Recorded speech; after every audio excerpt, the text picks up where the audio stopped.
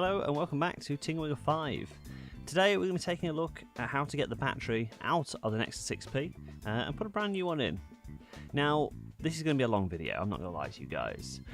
It took a long process to get this out. I'm going to be using a lot of iFixit tools. This video is not sponsored, I promise. Just that they have the best tools available to me that I can find. So the first thing I'm going to do is melt the glue, and now I'm using this heated object here, which is going to just melt the glue underneath it and make it a little bit more just easier to get off, really. So what I'm going to take now is essentially a guitar pick, and what I'm going to do is try and get this underneath. Now I'm actually unsuccessful with the guitar picks provided, they're still too wide. So what I did instead is I got a small crafting knife. Now this is just a normal crafting knife, dirt cheap on Amazon or anywhere else. And the reason I didn't want to use much of it was because it's made of metal. I don't want to damage the case or the plastic around it. So all I did was lift it up slightly, just enough to get the pick underneath it, and now I'm going to start just running it down the phone and getting the glue off. The reason I'm not pulling at the bottom is because I don't want to break it. Now I absolutely could, and I would risk breaking it at that point, but it's not something I want to do. So at this point I've gone all the way along, so I can just pull it off very gently. I'm pulling it towards myself, not just pulling it upwards, just to make sure it comes off nice and easy. Now there's no screws holding that in, so it was just glued down, but underneath there are 4 screws, not 3, so that white mark there is also a screw. So let's have a look really close up. So we've got the one screw on the far left hand side of the phone when it's reversed. We move up past here, that white spot is also a screw, but it's got a sticker on it. And then there's 2 more screws towards the end. Now these screws are very tiny, as you've already noticed, so what I did is I used a macro lens for those. And now we're going to do exactly the same to the top. Now this is much more difficult, because at the top it's actually made of glass. So I used the same method. I used a crafting knife just to get it up, just enough to get the guitar pick in. Now pushing the guitar pick in there, I'm risking breaking the glass. So be very, very careful if attempting this yourselves, and make sure you don't nick yourself with a knife at all. I know the camera is going slightly out of focus, the autofocus didn't want to lock at this stage. And exactly the same, but even more carefully at this point, because this is made of glass. You will break it and you will have to replace it. What you can do if you be prepared for this, I did exactly this, is just buy a whole new back for the Nexus 6P. Ready and waiting in case you do break something. So at this point I noticed that the guitar pick was stuck. Now it's stuck on the flash assembly there because there's a little bit of plastic that comes down to touch the LEDs which light it up. So what you've got to do now is prop it open and get another one around the side. So I'm pulling it up a little bit there to try and get it through, but I don't want to risk it. I don't want to shatter this glass at all. So I'm going to get this opening tool and just put it on the end. Then I'm going to run the guitar pick all the way around. So I put the opener on the end just to stop it seizing back up. And I'm being very careful to stay away from the camera lens as well, just going over the top of it and not actually touching it, because there is protection on the glass bit here. But once it's off, it reveals a couple more screws, and you can see through the glass bit there. Amazingly, I did not break it. I was convinced I was going to break the glass. So this is the camera. We had the screw initially, the flash assembly, and then the one more screw right at the end, another with a white sticker on it. So you've got to take that white sticker off and then unscrew it. Now if you've got a screwdriver small enough, so I recommend some jeweler's screwdrivers, or alternatively again I'm using iFixit stuff. Again, it's not sponsored, but they just have the tools available, so that's the only reason I'm really using them. I'm sure there's lots of other tools available on the market that will do exactly this. For this example, it would just be some jeweler's screwdrivers, just something smaller. Make sure you're taking the SIM card out. I got to this point and realised I'd forgotten to take the SIM card out. So just use a pin to get the SIM card out of the edge, and from there you'll be able to just take the SIM out. This next tool is very specialist. It's called the iSclack. What it is essentially is 2 suction cups and a plier-like assembly, but it's like reverse pliers, so we're not pushing together, we're pulling apart. And it sticks to the phone. It's able to get the screen off, so it was originally designed for the iOS device and the iOS fixing, I think, but it works on pretty much any phone. So at this stage all I'm doing is using it to raise it up out of the case, because you can't really get anything in there. Now I'm trying with this little opening tool, but the opening is not big enough, so I'm going to go back to the guitar picks, and it will come up out a little bit from the case, and you will not be able to put this over the fingerprint sensor. The fingerprint sensor is not airtight. So all I'm going to do is just shove in this guitar pick into any sort of gap I can make. And again, the reason I'm using plastic is I don't want to damage the insides. Yes, I get a lot more leverage with metal tools, but if I start damaging the insides, I may as well just not do this. I may as well throw the phone in the bin because the battery's dying.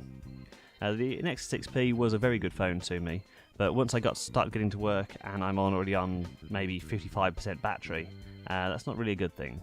More in the winter, the battery clearly has a thermal issue. But yeah. So what I'm doing at the moment is just putting more and more opening devices in. I'm going to try and open it from both sides and just work my way up. I'm going to use the ice glack all the way up as well as getting these guitar picks in there.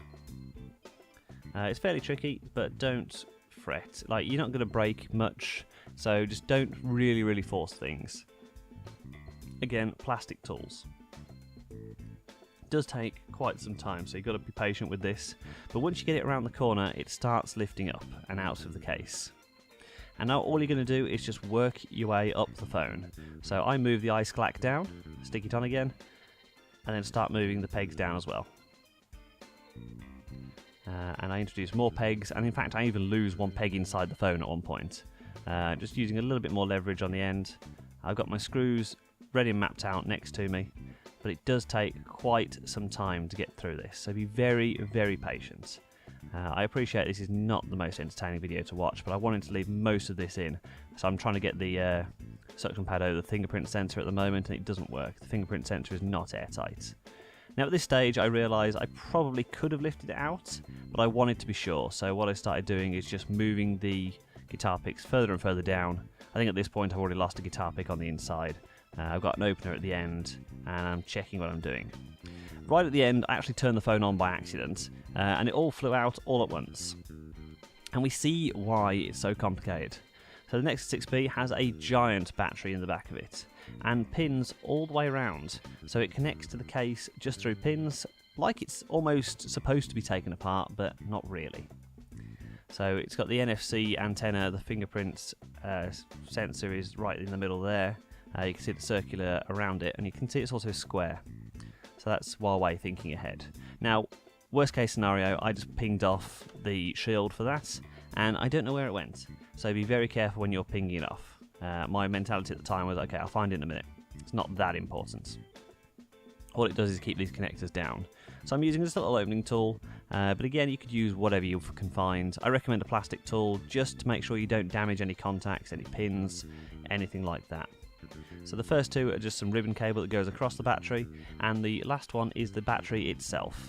And there's also one next to it for the fingerprint sensor. Make sure you don't knock that one out.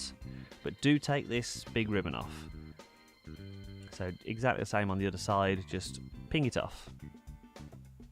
Alternative, you could use guitar picks like we've been using throughout. So guitar picks at the top here.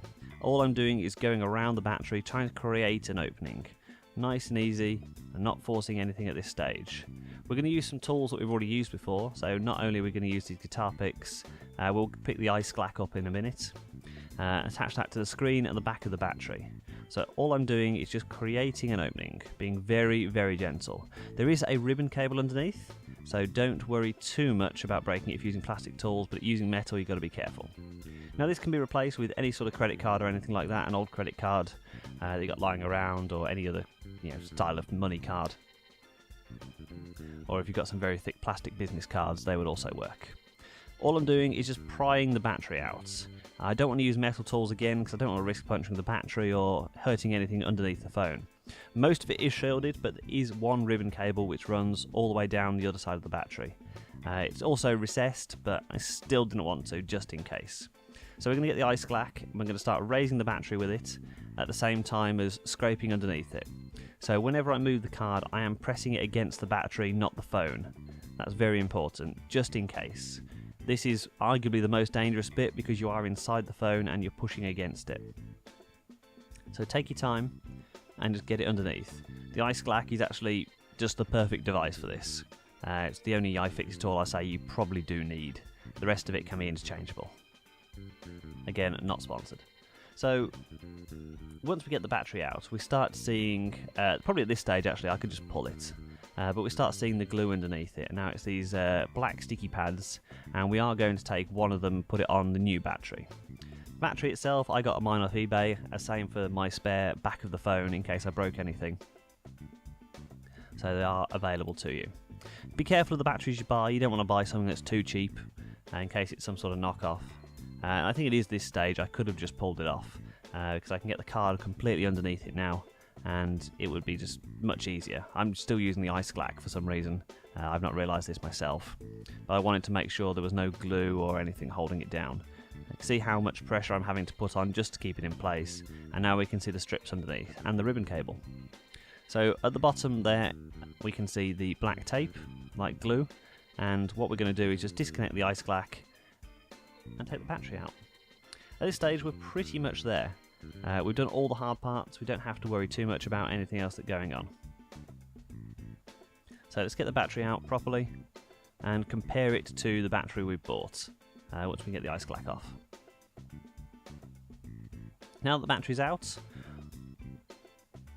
we make sure it's the same size, we make sure the markings kind of match up. I mean, I'm not sure I bought the right battery, as in it's the genuine Huawei one. It might be a knockoff, I can't tell, just because things have moved around.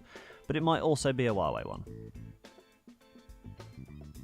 So putting this black tape on the other side of the battery just to keep it nice and in place. That's what I'm worried about. I don't want it like sticking up or anything. So I do notice at this point the ribbon cable is actually quite different, and that's what's leading me to believe this is probably a knockoff battery, but it's still lithium ion, it's the same right size, and it's got the right connector. I'm going to see how it does. So far, so this is recorded maybe 2 weeks ago. I didn't want to put this out just in case I broke things, and it's been good so far. Much better than it was, and it only charges to 96% this battery, but it's still giving me the 100% worth of power, and it's giving me much more use time than my previous. So get the ribbon cable in place and just push it in, nice and gentle, and make sure the fingerprint sensor is on. Now go find where this piece of metal went. It took me a few minutes of searching. All this piece of metal is doing is making sure that all the contacts stay in place. The plugs aren't going to come up. It just creates a nice barrier between the case itself and the plugs.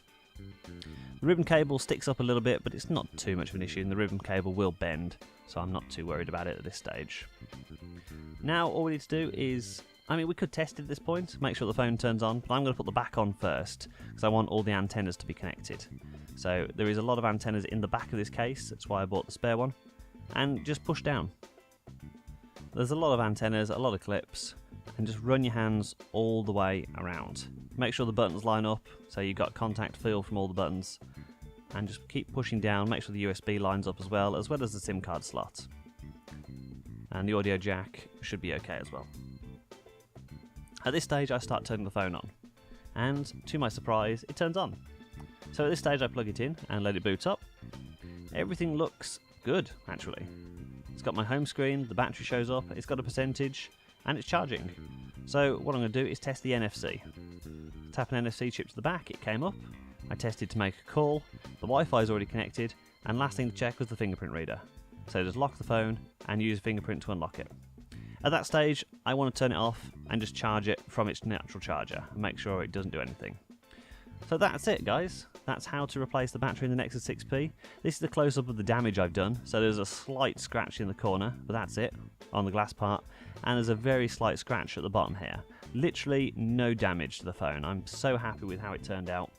Got battery life back, and you know, if I need to do it again, I know I can do it. It's not that difficult. It's not pleasant. It does take a lot of time. But if you don't know what you're doing, you can always ask a friend or a professional company to do this. It is a very involved project. I do not necessarily recommend that you attempt this if you're not very technical and not very good with your hands.